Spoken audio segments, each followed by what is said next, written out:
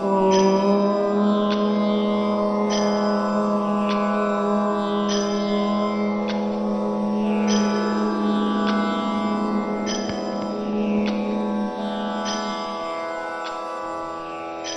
कृष्ण गोविंद हरे मुरारी, हे नाथ नारायण वासुदेव।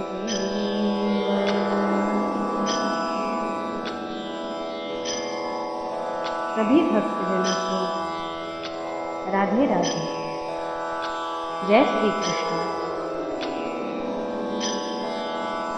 भक्तजनों, भगवत गीता के साथ उसके श्लोक और उसके तात्पर्य के वाचन के क्रम में आज मैं आप लोगों के समक्ष अध्याय 2 का श्लोक संख्या 21 से 30 तक के श्लोकों का श्रवण एवं पाठन करेंगे। जय श्री राधे। श्लोक संख्या 21। ओम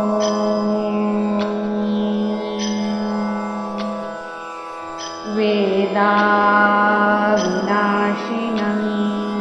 नित्यं य एनं जं व्ययं कथं स पुरुषं पार्थकं घातयति हन्तिकम्।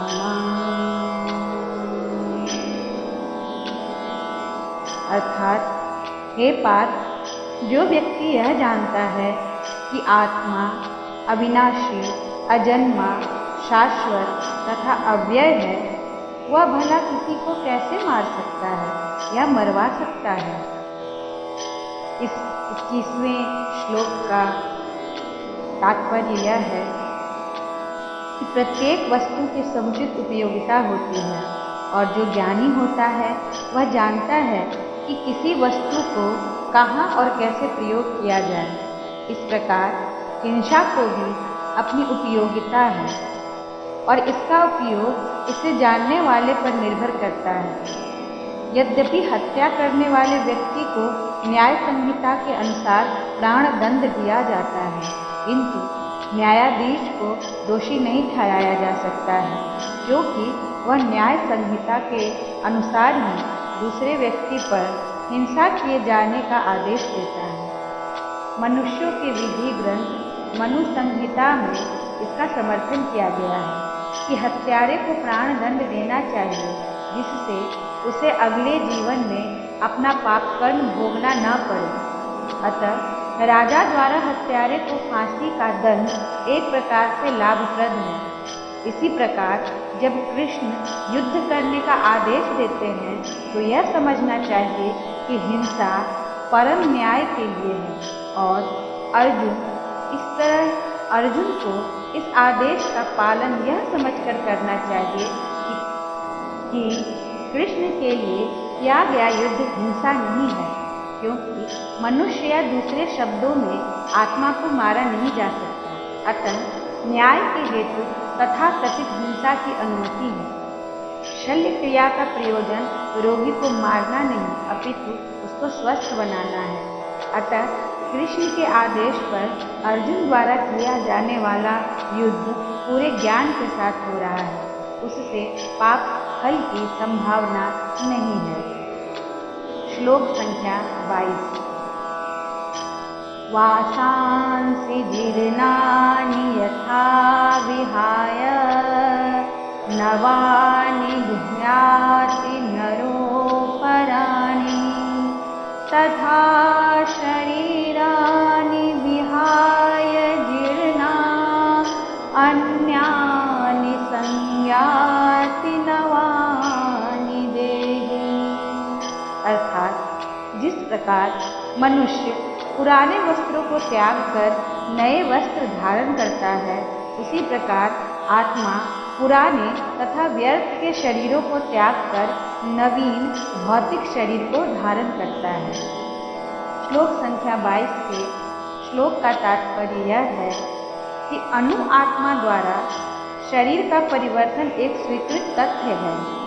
आधुनिक विज्ञानी जन तक जो आत्मा के अस्तित्व पर विश्वास नहीं करते, पर साथ ही हृदय से शक्ति साधन की व्याख्या भी नहीं कर पाते, उन परिवर्तनों को स्वीकार करने को बाध्य हैं, जो बाल्यकाल से कौमारावस्था और फिर तरुणावस्था तथा वृद्धावस्था में होते रहते हैं। वृद्धावस्था से यही परिवर्तन दूसरे शरीर में स्थानांतरित हो जाता है। इसकी व्याख्या एक पिछले श्लोक में की जा चुकी है। अणु आत्मा का दूसरे शरीर में स्थानांतरण परमात्मा की कृपा से संभव हो पाता है। परमात्मा अणु आत्मा की इच्छाओं की पूर्ति उसी तरह करते हैं जिस प्रकार एक मित्र दूसरे की इच्छा पूर्ति करता है। मुंडक तथा श्वेतपाशर उपनिषदों में आत्मा तथा परमात्मा की उपमा दो मित्र पक्षियों से दी गई है, जो एक ही वृक्ष पर बैठे हैं। इनमें से एक पक्षी अणु आत्मा वृक्ष के फल को खा रहा है और दूसरा पक्षी कृष्ण अपने मित्र को देख रहा है। यद्यपि दोनों पक्षी समान गुण वाले हैं, किंतु इनमें से एक भौतिक वृक्ष के फलों पर मोहित है, किंतु दूसरा अपने मित्र के कार्यकलापों का साक्षी मात्र है। कृष्ण साक्षी पक्षी है और अर्जुन फल भोक्ता पक्षी। यद्यपि दोनों मित्र हैं, किंतु फिर भी एक स्वामी है और दूसरा सेवक है। अणु आत्मा द्वारा इस संबंध की विस्मृति ही उसके एक वृक्ष से दूसरे पर जाने या एक शरीर से दूसरे में जाने का कारण है।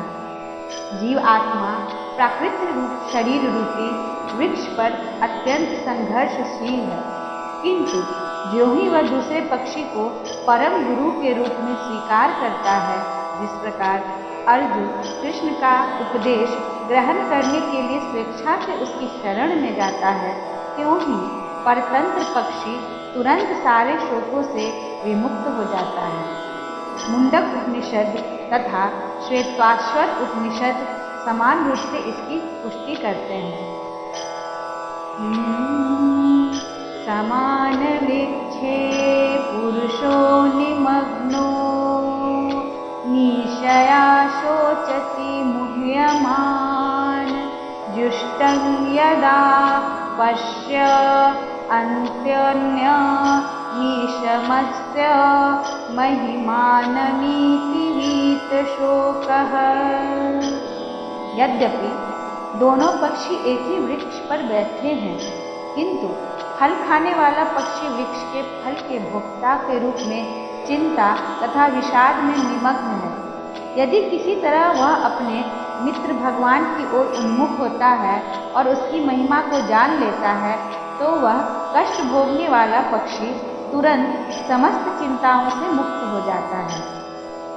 अब अर्जुन ने अपना मुख अपने शाश्वत मित्र कृष्ण की ओर फेरा है और उनसे भगवत गीता को समझ रहा है।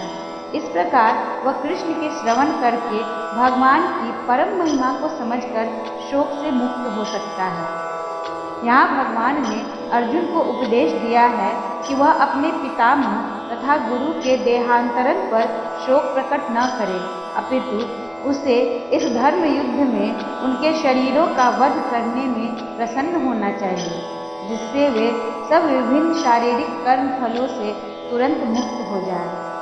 बलि वेदी पर धर्म युद्ध में प्राणों को अर्पित करने वाला व्यक्ति तुरंत शारीरिक पापों से मुक्त हो जाता है और उच्च लोक को प्राप्त होता है। अतः अर्जुन का शोक करना युक्ति संगत नहीं है। श्लोक संख्या 23। नैनं छिन्दन्ति शास्त्राणि नैनं दहति पावकः न चैनं क्लेदयन्त्यापो न शोषयति मारुतः। अर्थात यह आत्मा न तो कभी किसी शस्त्र द्वारा खंड खंड किया जा सकता है, न अग्नि द्वारा जलाया जा सकता है, न जल द्वारा भिगोया या वायु द्वारा सुखाया जा सकता है। इस श्लोक का तात्पर्य है सारे हथियार, तलवार, आग्नेय शास्त्र, वर्षा के अस्त्र, चक्रवात आदि आत्मा को मारने में असमर्थ हैं। ऐसा प्रतीत होता है कि आधुनिक आग्नेय शास्त्रों के अतिरिक्त मिट्टी, जल, वायु, आकाश आदि के भी अनेक प्रकार के हथियार होते थे। यहाँ तक कि आधुनिक युग के नाभिकीय हथियारों की गणना भी आग्नेय शास्त्रों में की जाती है, किंतु पूर्व काल में विभिन्न पार्थिव तत्वों से बने हुए हथियार होते थे। आग्नेय शास्त्रों के समान जल के यानी वरुण हथियारों से किया जाता था, जो आधुनिक विज्ञान के लिए अज्ञात है। आधुनिक विज्ञान को चक्रवात हथियारों का भी पता नहीं है। जो भी हो, आत्मा को न तो कभी खंड खंड किया जा सकता है, न किन्हीं वैज्ञानिक हथियारों से उनका संहार किया जा सकता है, चाहे उसकी संख्या कितनी ही क्यों न हो। मायावादी इसकी व्याख्या नहीं कर सकते कि जीव किस प्रकार अपने अज्ञान के कारण उत्पन्न हुआ और तत्पश्चात माया की शक्ति से आवृत हो गया। न ही आदि परमात्मा के जीवों से विलग कर पाना संभव था। प्रत्युत सारे जीव परमात्मा से विलग हुए अंश हैं। चूंकि वे सनातन अणु आत्मा है, अतः माया द्वारा आवृत होने की उनकी प्रवृत्ति स्वाभाविक है और इस तरह वे भगवान की संगति से पृथक हो जाते हैं। जिस प्रकार अग्नि से स्फुलिंग अग्नि से विलग होते ही बुझ जाते हैं, यद्यपि इन दोनों के गुण समान होते हैं। वाराह पुराण में जीवों को परमात्मा का भिन्न अंश कहा गया है। भगवत गीता के अनुसार वे शाश्वत रूप से ऐसे ही हैं, अतः मोह से मुक्त होकर भी जीव पृथक अस्तित्व रखता है। जैसा कि कृष्ण द्वारा अर्जुन को दिए गए उपदेशों से स्पष्ट है, अर्जुन कृष्ण के उपदेश के कारण मुक्त तो हो गया, किंतु कभी भी कृष्ण से एकाकार नहीं हुआ। श्लोक संख्या 24।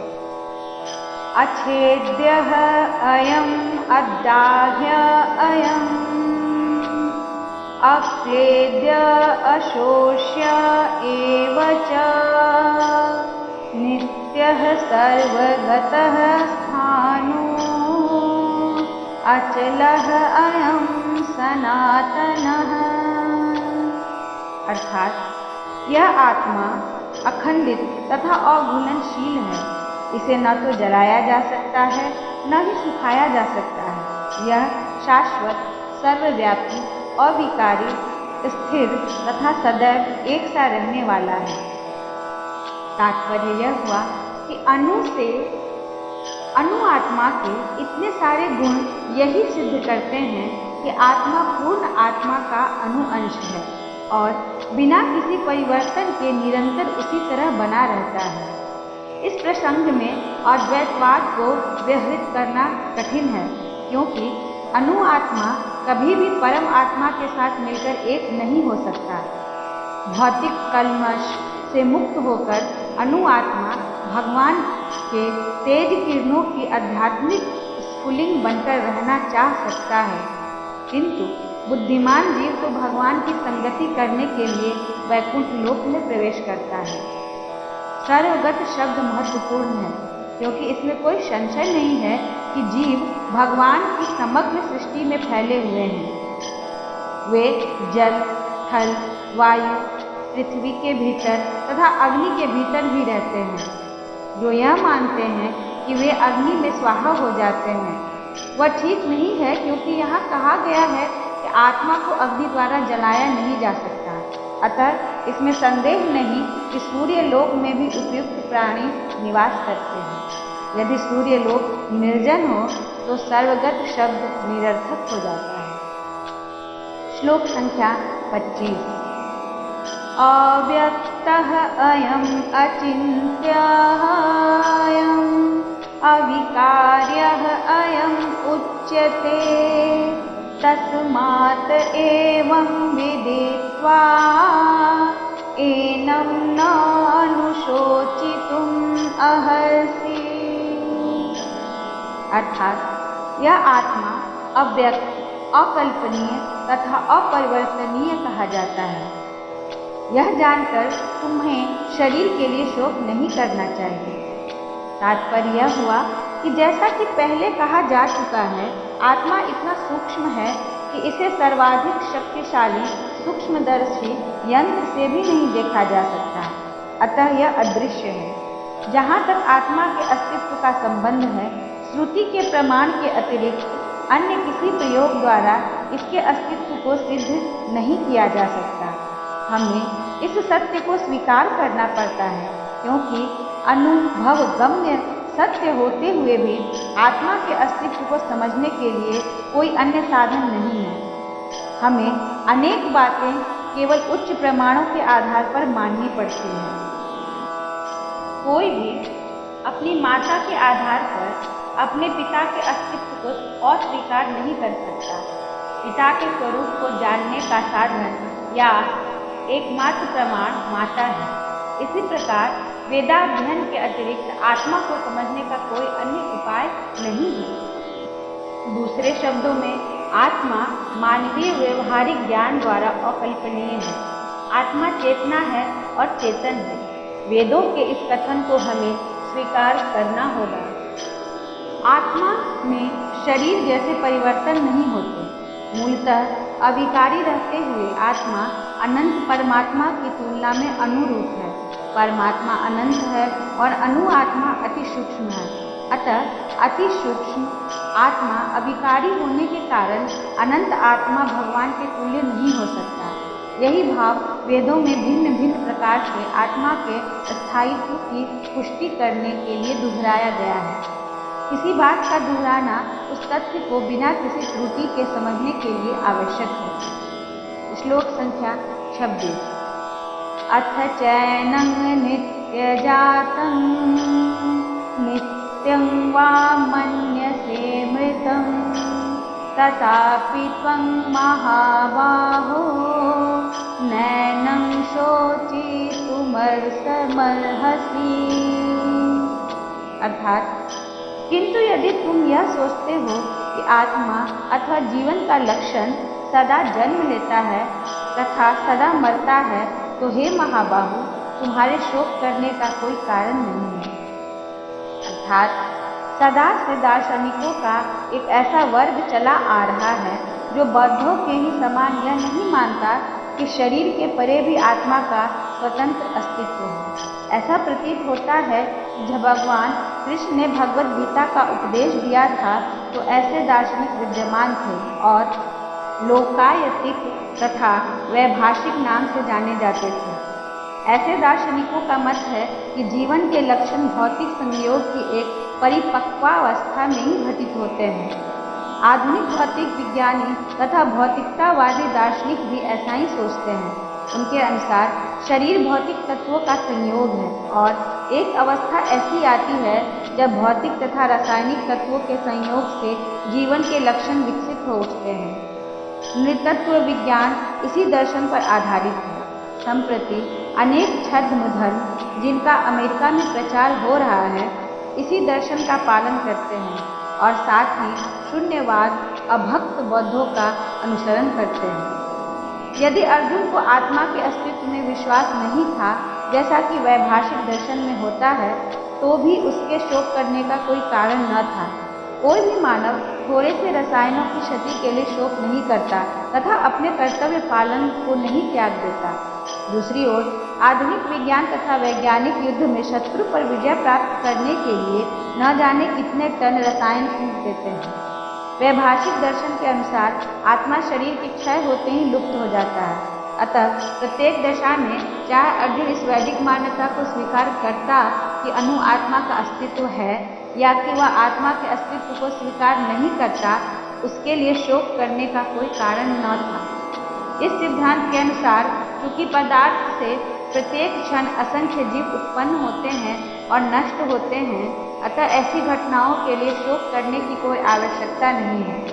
यदि आत्मा का पुनर्जन्म नहीं होता तो अर्जुन को अपने पितामह तथा गुरु के वध करने के पाप फलों से डरने का कोई कारण न था। किंतु साथ ही कृष्ण ने अर्जुन को व्यंग्यपूर्वक महाबाहु कहकर संबोधित किया, क्योंकि उसके वैभाषिक सिद्धांत को स्वीकार नहीं था जो वैदिक ज्ञान के प्रतिकूल है। क्षत्रिय होने के नाते अर्जुन का संबंध वैदिक संस्कृति से था और वैदिक सिद्धांतों का पालन करते रहना ही उसके लिए शोभनीय था। श्लोक संख्या 27। जातस्य हि ध्रुवो मृत्योर्ध्रुवं जन्म मृतस्य च तस्माद् परिहार्येत् अर्थेन त्वं शोचितुमर्हसि। अर्थात जिसने जन्म लिया है उसकी मृत्यु निश्चित है और मृत्यु के पश्चात पुनर्जन्म भी निश्चित है। अतः अपने अपरिहार्य कर्तव्य पालन में तुम्हें शोक नहीं करना चाहिए। तात्पर्य यह हुआ कि मनुष्य को अपने कर्मों के अनुसार जन्म ग्रहण करना होता है और एक कर्म फल अवधि समाप्त होने पर उसे मरना पड़ता है जिससे वह दूसरा जन्म ले सके। इस प्रकार मृत्यु की प्राप्ति मुक्ति की प्राप्ति किए बिना ही जन्म मृत्यु का यह चक्र चलता रहता है। जन्म मरण के इस चक्र में वृथा हत्या, वध तथा युद्ध का समर्थन नहीं होता, किंतु मानव समाज में शांति तथा व्यवस्था बनाए रखने के लिए हिंसा तथा युद्ध अपरिहार्य है। कुरुक्षेत्र के युद्ध भगवान की इच्छा होने के कारण अपरिहार्य था और सत्य के लिए युद्ध करना क्षत्रिय का धर्म है। अतः अपने कर्तव्य का पालन करते हुए वह स्वजनों की मृत्यु से भयभीत या शोकाकुल क्यों था? यह विधि को भंग नहीं करना चाहता था, क्योंकि ऐसा करने पर उनके पाप कर्मों का फल उसे भोगना पड़ेगा जिनसे वह अत्यंत भयभीत था। अपने कर्तव्य का पालन करते हुए वह स्वजनों की मृत्यु को रोक नहीं सकता था और यदि वह अनुचित कर्तव्य पथ का चुनाव करे तो उसे भी नीचे गिरना पड़ता। श्लोक संख्या 28। अव्यक्तादीनि भूतानि व्यक्तं मध्यानि भारत अव्यक्तनिधानान्येव तत्र का परिदेवना। अर्थात सारे जीव प्रारंभ में अव्यक्त रहते हैं, मध्य अवस्था में व्यक्त होते हैं और विनष्ट होने पर पुनः अव्यक्त हो जाते हैं। अतः शोक करने की क्या आवश्यकता है? तात्पर्य हुआ कि यह स्वीकार करते हुए कि दो प्रकार के दार्शनिक हैं, एक तो वे जो आत्मा के अस्तित्व को मानते हैं और दूसरे वे जो आत्मा के अस्तित्व को नहीं मानते। कहा जा सकता है कि किसी भी दशा में शोक करने का कोई कारण नहीं है।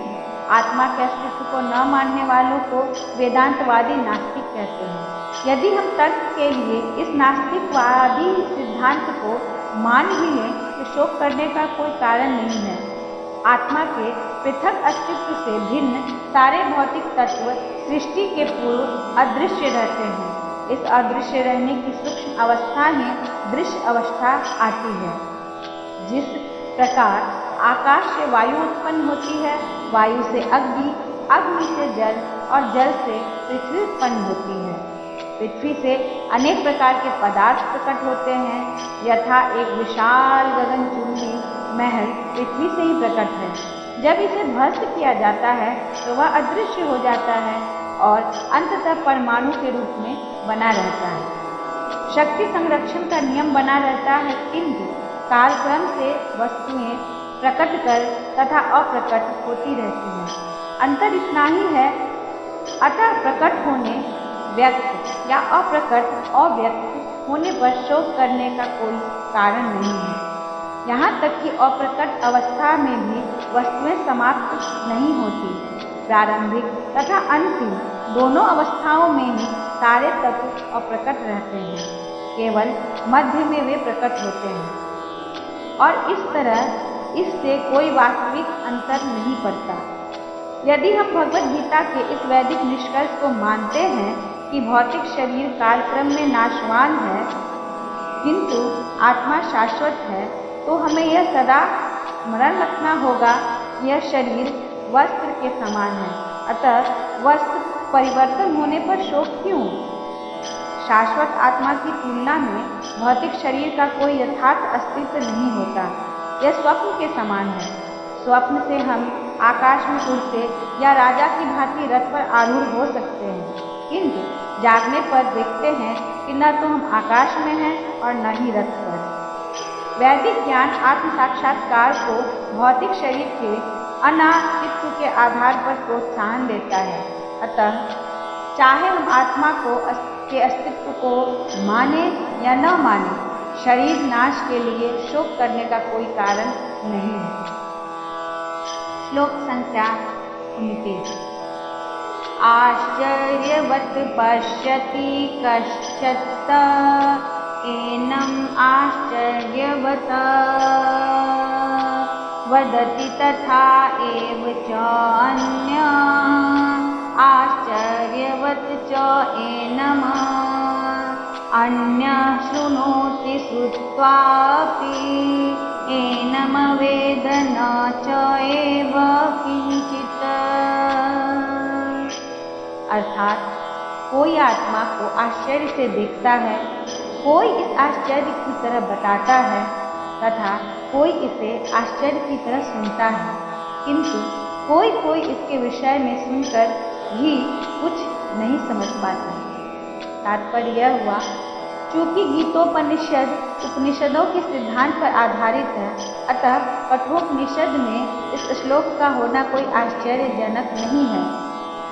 श्रवणयापि बहुभिर्यो न लभ्यः शृण्वा अन्तोऽपि बहवो यं न विद्युः आश्चर्यो वक्ता कुलोस्य लब्धाः आश्चर्यो अस्म ज्ञाता कुशलानुशिष्टः। विशाल पशु, विशालवत वृक्ष तथा एक इंच स्थान में लाखों करोड़ों की संख्या में उपस्थित सूक्ष्म कीटाणुओं के भीतर अणु आत्मा की उपस्थिति निश्चित रूप से आश्चर्यजनक है। अल्पज्ञ तथा दुराचारी व्यक्ति अणु आत्मा के स्फुलिंग के चमत्कारों को नहीं समझ पाता, भले ही उसे बड़े से बड़ा ज्ञानी जिसने विश्व के प्रथम प्राणी ब्रह्मा को भी शिक्षा दी हो क्यों न समझाए। वस्तुओं के स्थूल भौतिक बोध के कारण इस युग के अधिकांश व्यक्ति इसकी कल्पना नहीं कर सकते कि इतना सूक्ष्म कण किस प्रकार इतना विराट तथा इतना लघु बन सकता है। अतः लोग आत्मा को उसकी संरचना या उसके विवरण के आधार पर ही आश्चर्य से देखते हैं। इंद्रिय तृप्ति के बातों में फंसकर लोग भौतिक शक्ति से इस तरह मोहित होते हैं कि उसके पास आत्मज्ञान को समझने का अवसर ही नहीं रहता। यद्यपि यह तथ्य है कि आत्मज्ञान के बिना सारे कार्यों का दुष्परिणाम जीवन संघर्ष में पराजय के रूप में होता है। संभवतः उन्हें इसका कोई अनुमान नहीं होता कि मनुष्य को आत्मा के विषय में चिंतन करना चाहिए और दुखों का हल खोज निकालना चाहिए। ऐसे थोड़े से लोग हैं जो आत्मा के विषय में सुनने को इच्छुक हैं, अच्छी संगति पाकर भाषण सुनते हैं, किंतु कभी कभी अज्ञानवश वे परमात्मा तथा अणु आत्मा को एक समझ बैठते हैं। ऐसा व्यक्ति खोज पाना कठिन है जो परमात्मा, अणु आत्मा, उनके पृथक पृथक कार्यों तथा संबंधों एवं विस्तारों को सही ढंग से समझ सके। इससे अधिक कठिन है कि ऐसा व्यक्ति खोज पाना जिसने आत्मा के ज्ञान से पूरा लाभ उठाया हो और जो सभी पक्षों से आत्मा की स्थिति का सही निर्धारण कर सके। किंतु यदि कोई इस तरह से आत्मा के इस विषय को समझ लेता है तो उसका जीवन सफल हो जाता है। इस आत्मज्ञान को समझने का सरलतम उपाय यह है कि अन्य मतों के विचलित हुए बिना परम प्रमाण भगवान कृष्ण द्वारा कथित भगवत गीता के उपदेशों को ग्रहण कर लिया जाए। किंतु इसके लिए भी इस जन्म में या पिछले जन्मों में प्रचुर तपस्या की आवश्यकता होती है। तभी कृष्ण को श्री भगवान के रूप में स्वीकार किया जा सकता है, पर कृष्ण को इस रूप में जानना शुद्ध भक्तों की अहेतुकी कृपा से ही होता है, किसी अन्य उपाय से नहीं। श्लोक संख्या 30। देहि नित्यम् अवध्यो अहं देहे सर्वस्य भारत तस्मात् सर्वाणि भूतानि न त्वं सोचुतु महर्षि। अर्थात हे भरतवंशी, शरीर में रहने वाले को कभी भी वध नहीं किया जा सकता, अतः तुम्हें किसी भी जीव के लिए शोक करने की आवश्यकता नहीं है। तात्पर्य हुआ कि अब भगवान अविकारी आत्मा विषयक अपना उपदेश समाप्त कर रहे हैं। अमर आत्मा के अनेक प्रकार से वर्णन करते हुए भगवान कृष्ण ने आत्मा को अमर तथा शरीर को नाशवान सिद्ध किया है। अतः क्षत्रिय होने के नाते अर्जुन को इस भय थे कि युद्ध में उसके पितामह भीष्म तथा गुरु द्रोण मर जाएंगे, अपने कर्तव्य से विमुख नहीं होना चाहिए। कृष्ण को प्रमाण मानकर भौतिक देह से भिन्न आत्मा का पृथक अस्तित्व स्वीकार करना ही होगा। यह नहीं कि आत्मा जैसी कोई वस्तु नहीं है या कि जीवन के लक्षण रसायनों की अंतरक्रिया के फलस्वरूप एक विशेष अवस्था में प्रकट होते हैं। यद्यपि आत्मा अमर है, किंतु इससे हिंसा को प्रोत्साहित नहीं किया जा सकता। फिर भी युद्ध के समय हिंसा को निषेध नहीं किया जाता, क्योंकि इसकी आवश्यकता कभी रहती है। ऐसी आवश्यकता को भगवान की आज्ञा के आधार पर उचित ठहराया जा सकता है, स्वेच्छा से नहीं।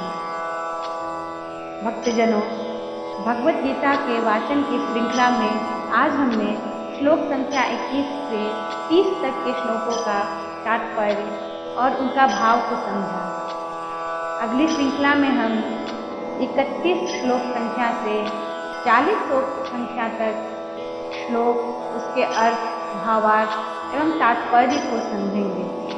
आशा है आपको यह सुनकर अच्छा लगा होगा और भगवान के भजन में आप लीन हो होंगे। राधे राधे, जय श्री कृष्ण। ओम।